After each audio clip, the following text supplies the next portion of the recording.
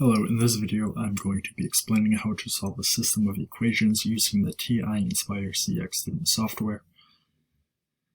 So, to access system of equations in the calculator, you click Menu, 3 Algebra, 2 Solve System of Linear Equations.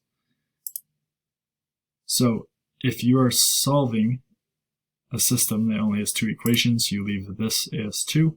If your variables are x, y, you leave it as x, y. Click OK, and you get lin solve, parenthesis, bracket, box, comma, bracket, x, y, bracket, parenthesis. Lin stands for linear, so you're solving a linear system. All you need to do is type in your equation in the first box and your second equation in the next box, and then you click enter. So my solution is 20, negative 10. If you do not know which one is x, which one is y, look here. It says bracket x, comma, y. So that means bracket 20, comma, negative 10.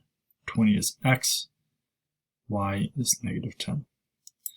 So again, menu 3, 2. If you have 2 equations, you leave it at 2. If your variables are x, y, leave it x, y.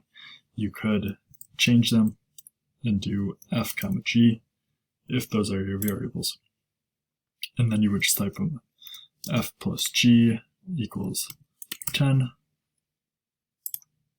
negative 3f minus 5g equals negative 10.